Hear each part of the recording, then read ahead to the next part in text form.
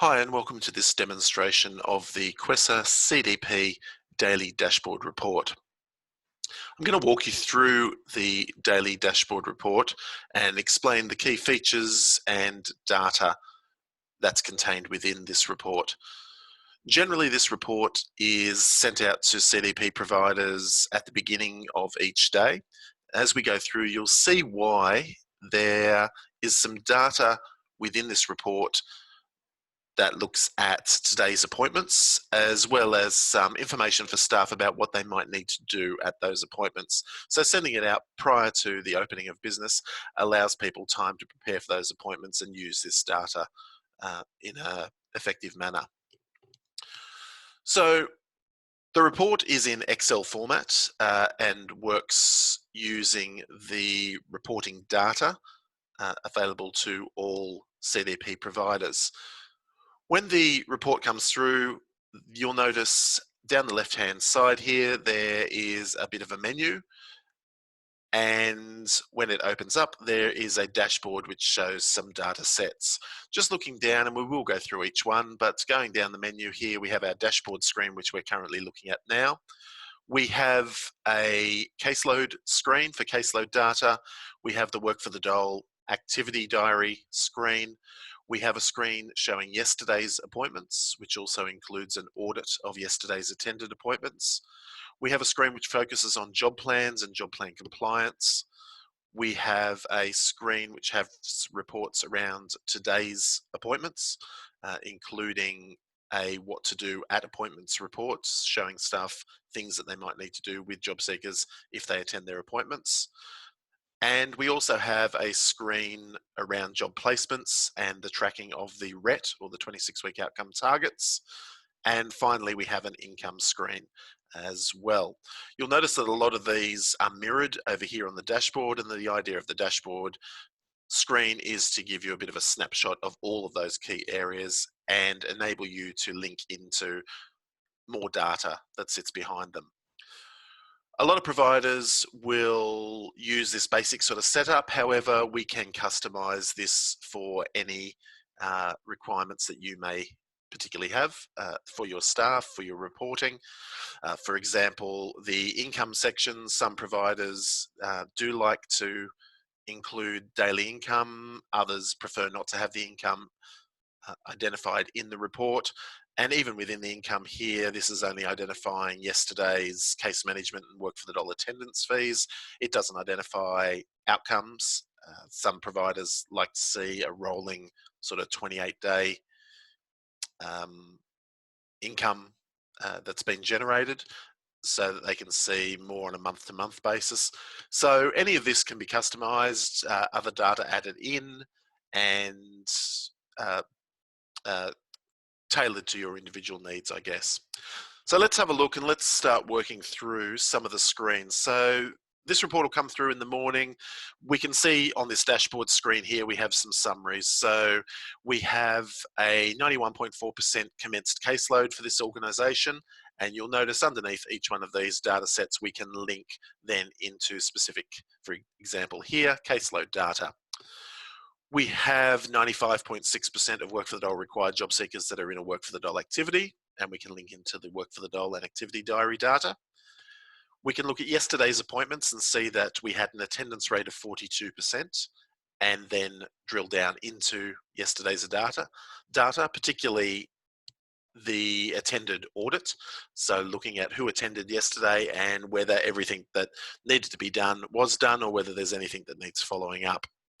We can see that the organisation has 96% job plan compliance at the moment, and we can drill down further to have a look at the other 4% that aren't compliant and what they might be. We can then also go and have a look at today's appointments. We can see here there's 23 booked appointments, and we can go and have a look at that data, as well as a report which would show staff what they might need to do with job seekers at an appointment today. For example, does a job plan need to be updated? Has the job plan got a goal in it? Is their mutual obligation hours set up in the activity diary correctly? So on and so forth. We can then see the current tracking of job placements for the current month and how many jobs have been anchored or placements have been anchored, and link in into placement and also outcome data there for the RET. And finally, we can see the income that's been generated yesterday in service fees. And like I said, this can be amended and outcome fees can be added to it as well. Or rather than just yesterday, you could have a weekly income or a monthly income to date, so on and so forth. And then that links into income data as well. Down the bottom here, we can see some quick links to a few things. So for example, no future appointments. We'll have a look at those in a second. So job seekers who may need an appointment booked but don't have one. We can also see any suspensions that might be finishing today, job seekers coming off of a medical suspension or a long-term suspension that then need to be engaged back in the service. We can see from yesterday that 13% of the people who attended yesterday possibly need some sort of follow-up with their records, or maybe a job plan needs to be approved. It will identify the percentage, I guess, of the attended appointments yesterday, and you can then link into the individual data for each job seeker there.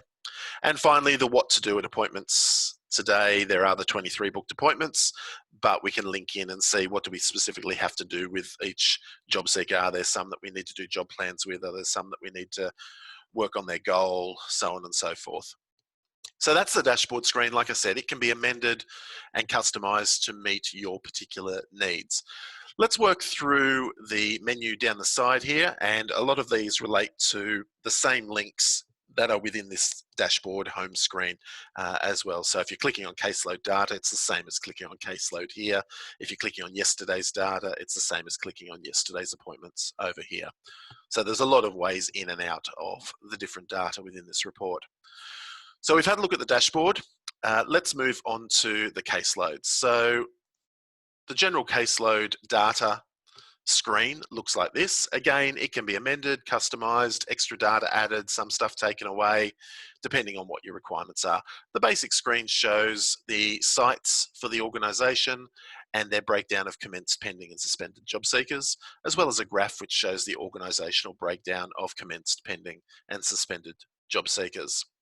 You'll notice that there's two here with links. They are the no future appointments, which is also on the dashboard home screen, and the suspensions that are ending today. And then there's some data sets here of how many, the average, days that somebody has been pending on the caseload, how many outstanding NARs there might be, waiting for re-engagement, the stats around the breakdown of Indigenous caseload or mature age caseload, youth could be added in, principal care parents, ESLs, whole range of different stuff could be added into here depending on what you're interested in seeing on a regular basis.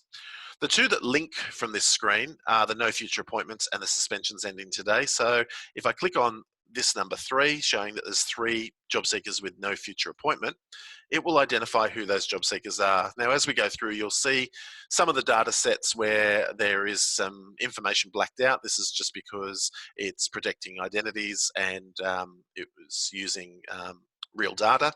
So what you will see is the site and the job seeker identifying features of their JSID name and who manages them, or managed by, from ECSN. The no future appointments will only identify job seekers who require an appointment. So if a job seeker is currently suspended, they don't require an appointment, so they won't show here until their suspension ends, which we'll have a look at in a second. And also if a job seeker has outstanding compliance in form of a NAR waiting for re-engagement, they obviously don't need a future appointment booked until they make contact and then a re-engagement appointment is booked. So this would only identify people that need an appointment and don't have one. So possibly a pending job seeker who needs an initial, or a commenced job seeker who needs a contact appointment. I can go back at any point in time to the caseload. The menu stays the same on the left here. So we've come from the caseload screen. We can go back to the caseload screen and we can look at the other set of data here, which are the suspensions that are ending today. So if I click on there, similar information, we can see the site, the identifying features of the job seeker, as well as what their suspension was. So once a job seeker finishes their suspension, the idea would be to engage them back in the service with an appointment as quickly as possible. You want to try to avoid booking appointments whilst somebody's suspended if they have participation requirements, then no compliance can be taken if they don't attend those appointments. There's no compliance attached to an appointment for somebody who's booked into that appointment whilst they're suspended. So this feature allows you then to identify who's finishing their suspensions today. Some organisations prefer even to go one day further, and rather than showing who's finishing today, because you'd have to wait till tomorrow to book to make sure that there's compliance attached to the appointment, they prefer to see suspensions that finished yesterday. So we could identify in this section suspensions that finished yesterday. Then you know, oh, I need to go in and book an appointment for that particular job seeker. They'll probably also then show up on the no future appointments list as well.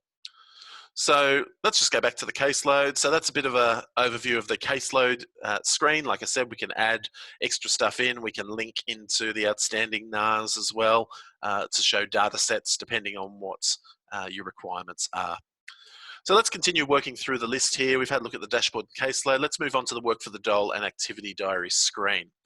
So this is what the general screen looks like around work for the dole and activity diary. At the top is a bit of a summary of both your work for the dole required job seekers and how many of those are placed into an activity, and your non-work for the dole required job seekers, so your over 50s, under 18s, voluntary job seekers, and how many of those are actually placed into a work for the dole activity as well, and percentages.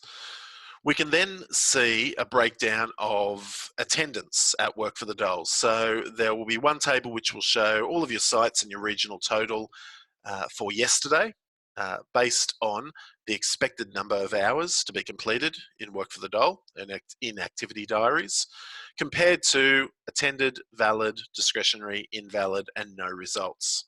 So using the KPI calculations for attendance is based on attendeds and valids combined. You will then get your attendance rate, which is your attendeds and valids compared to the expected hours that should be completed.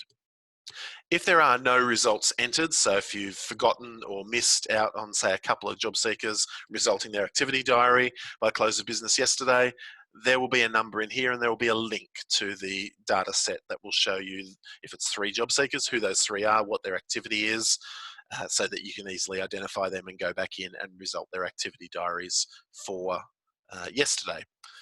There'll also be a exact same summary, but for the current month as well. So as you progress through the calendar month, day 1, 2, 3, 4, right up until the end, this will continue to update your attendance rates for that month. So we can see here the expected hours for the month for each site and for the region compared to their attendance, valids, discretionaries. And again, same thing. If there's no results entered during the month, it will alert you here to who those job seekers are, and you'll be able to go back and result those unresulted activity diary hours. Some organisations also like to include over in this section over here, this sort of blank section, a breakdown of their actual activities themselves. So every activity listed that they have and their daily attendance rates. So for yesterday, what were their attendance rates or their weekly attendance rates or their monthly attendance rates for each activity. And that way they get to see sort of which activities are tracking well, which activities don't have great attendance, so there may be a reason for that. It gives them a bit of an idea about how each individual activity is tracking. So yeah, so that's the work for the dole and activity diary section. Moving through then to yesterday's appointments. So this screen will show data around all the appointments that were booked yesterday and those that attended. At the top here, where you can see some red and green, it will identify the sites and potentially how many records need to be followed up due to something that might have been missed or something that might need to happen with that particular job seeker. It might be, for example, a job plan that's not approved. It might be a job seeker who should be in an activity isn't placed in an activity yet, so on and so forth. We can see a summary of yesterday's attended appointments. So down here, there's a bit of a graph which shows all the appointments booked in yesterday and the percentage or how many were attended, valid, so on and so forth. We can see here that we have 6 attended job seekers for one site, 10 for another, and it will show at the end of the appointment what percentage are correct in regards to the job seeker being commenced. So in both sites, every job seeker following their appointment was commenced on the caseload, so there's no need to go back and commence anybody. We've got this site up here that shows 100% across the board for their job plan, the activities within their job plan, so WE12, work for the dole, AI12 appointments, JSO9 job search, goals in job plan are at 100%, and the people who should be in work for the dole activities are in work for the dole activities 100%.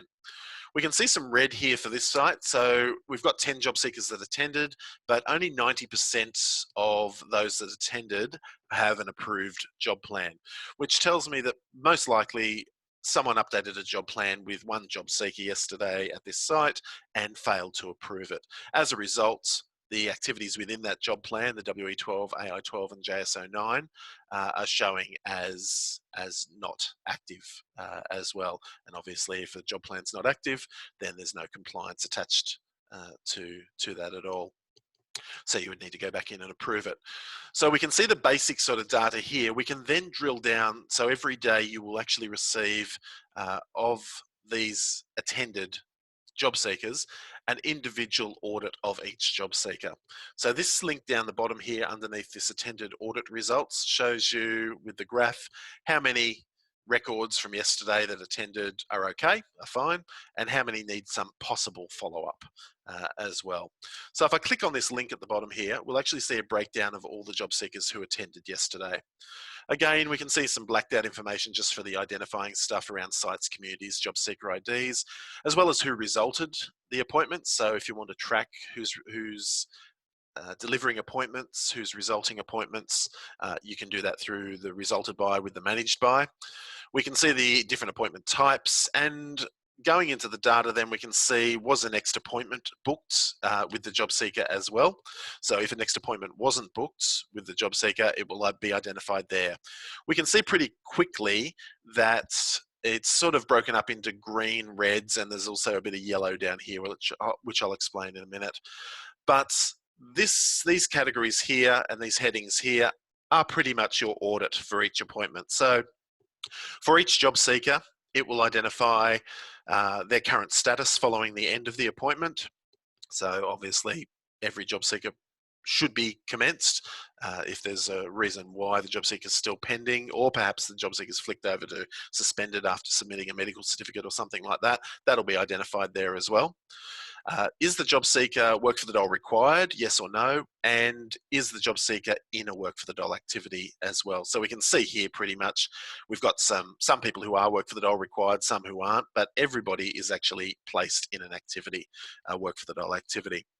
We then get into the job plan, and we can see that most people have got an approved job plan, and here is our one person where the job plan is still pending. So it wasn't approved. As a result, it identifies that there's no WE12, no AI12, or no JSO9. Even though they possibly exist in the pending job plan, because it's not approved, none of those are considered active at the moment.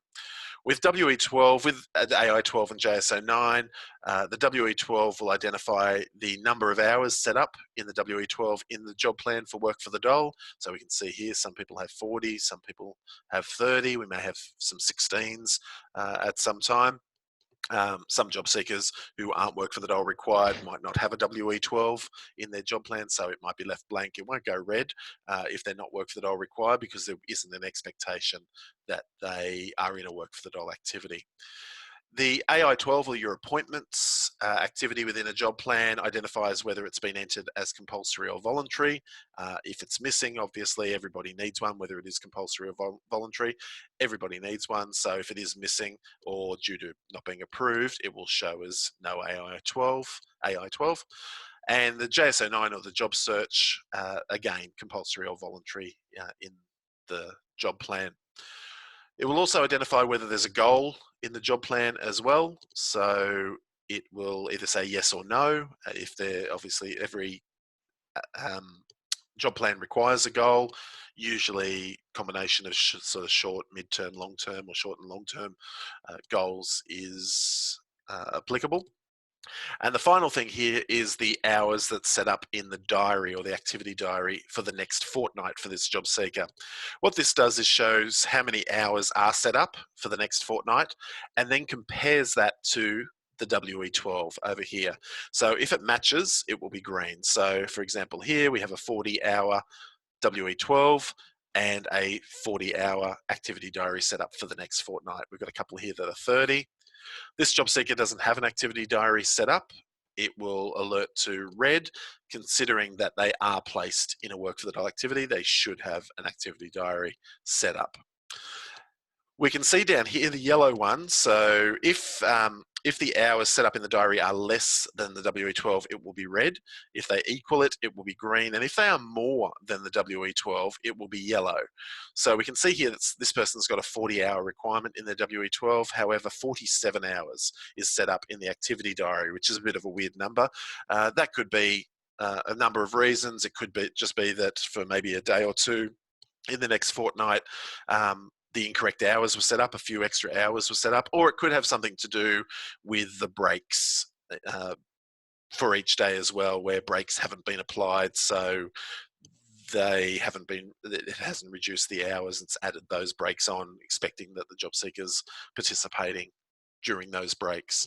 So for all intents and purposes, it's basically an alert to say, go in and have a look at the job plan for the next 2 weeks, see where that issue is. Is it only affecting the next 2 weeks, or if you've got the job plan set up for the future, it might mean that you need to do a new setup of the job plan and override that data. So yes, so this is the attended appointment audit, and basically it will identify to you what things need to be followed up. In a perfect world, everything will be green. It means you've done everything here. However, if there are some things missing, like next appointments, people aren't in work for the dole when they should be, job plan issues or activity diary issues or goals, then that would be alerted to you, usually via red. So let's keep moving on. So that was accessible via the yesterday's appointments tab to look at the audit for individual job seekers. Moving down, we go into the job plan compliance section, which is pretty straightforward. This identifies the total number of job plans compared to those that are showing as compliant in ECSN. So we've got about 96% compliance here. There's about 10 that are showing as not compliant. Again, the site job seeker ID and job seeker details, as well as their reason for non-compliance. So quickly you can see, why is this job seeker's job plan not compliant? Is it because they've got too many hours in their job plan compared to their mutual obligation? Not enough. They haven't got their JSO 9 in there. They haven't got WE12, or their job plan's just not current at the moment. It's out of date or expired or pending and needs to be updated. So this will be an actionable report, I guess, where you can then look and see, get the job seeker in, do what you need to do to the job plan, and it will remove them from this list. Moving down the menu, we go into today's appointments. So again, this will give a bit of an overview of how many appointments have been booked in for today, what types of appointments they are. So are they initials, contact appointments, re-engagements, that sort of thing. The more important bit to this is this link here, which, similar to yesterday's appointments where we looked at the individual audit of each job seeker, we can actually use this link here to identify all job seekers that are booked in for today and what their requirements might be. So if I click on this link, we can see this table here. So again, a bit of stuff blacked out with the identifying features. We have the consultant here that it's booked in with. So that's the managed by that's linked to it. We have the appointment type as well. If there's an initial, it will be identified, contacts, re-engagements, and so on. And then most of the information is over in this section. So you can see you'll probably need to scroll across. There's quite a bit of data here, but the main bit is this bit here with the yellow heading, the what to do at appointment.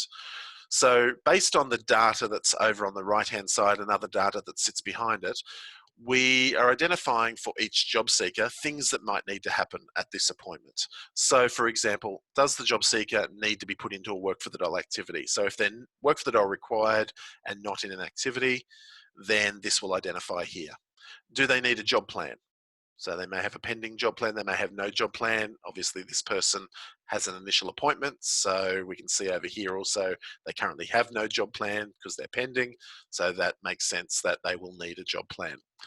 With regards to the job plan, it will also identify job plans that are greater than 3 months old. Now, you may not need to update the job plan just because it's 3 months old, but generally 3 months gives you a bit of an indication that maybe you need to look at the job plan to update in some way.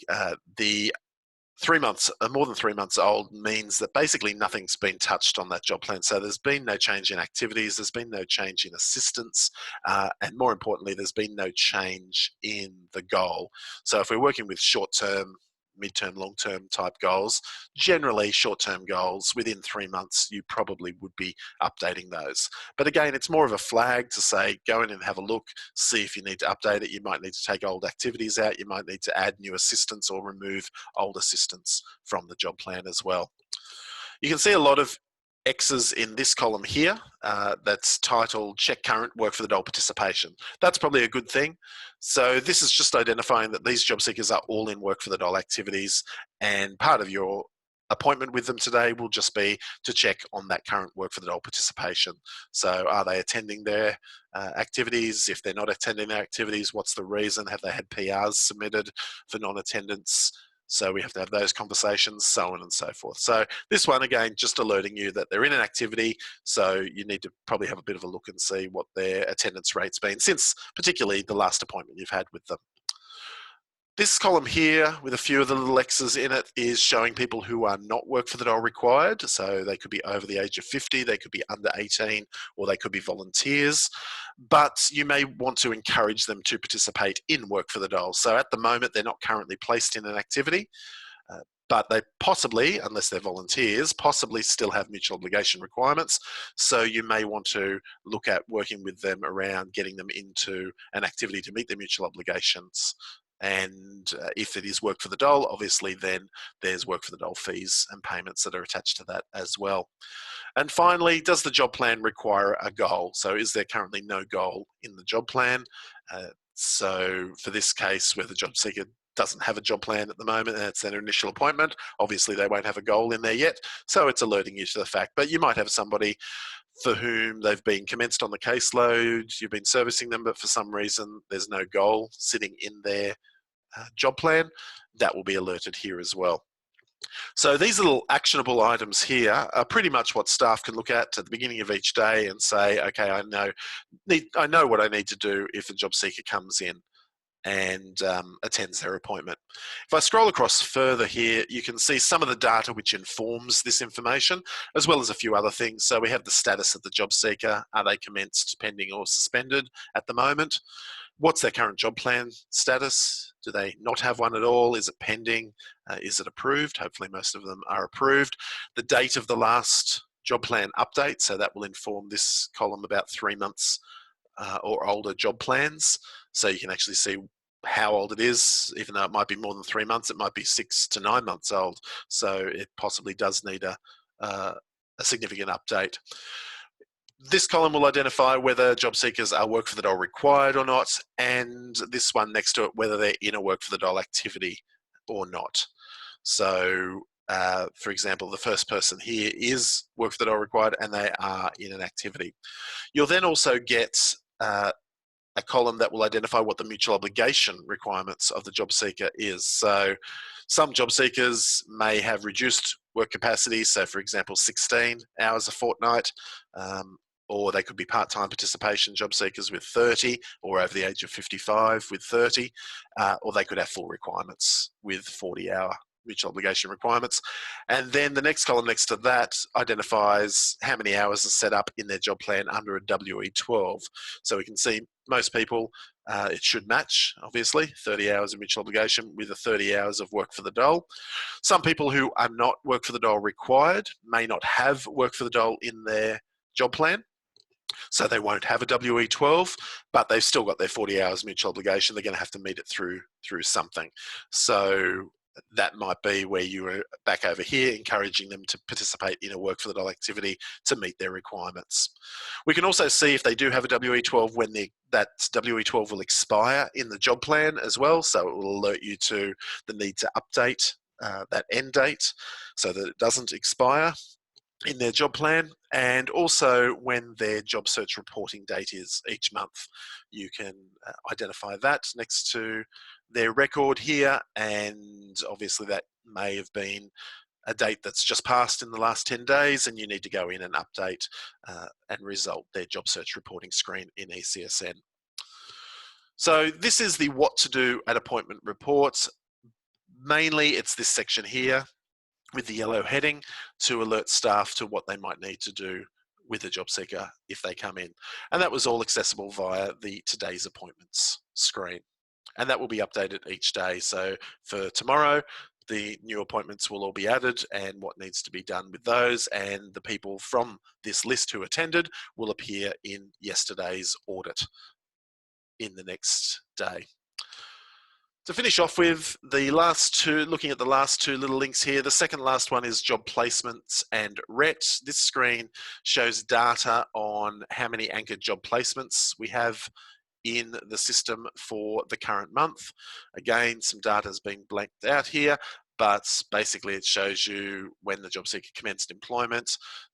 If you think that you may have anchored a job placement and it's not showing here, that may be an alert to go back in and have a look and see why it's not showing for that particular job seeker. There might be a number of different reasons. And over here is the tracking of the RET, the Regional Employment Target. Again, we can add additional information in here about how you're tracking against the target, so the percentage of the target that's been achieved so far, and it will list all of the 26-week outcomes in the current performance period that you have claimed. And finally, the income screen. So this is the basic income screen. It shows service fees, which are attendance income and case management income based on the caseload demographics for that day. So we see a breakdown of the caseload demographics, and then based on the payment model, it will determine how much income you would have generated yesterday for both case management fees and attendance fees.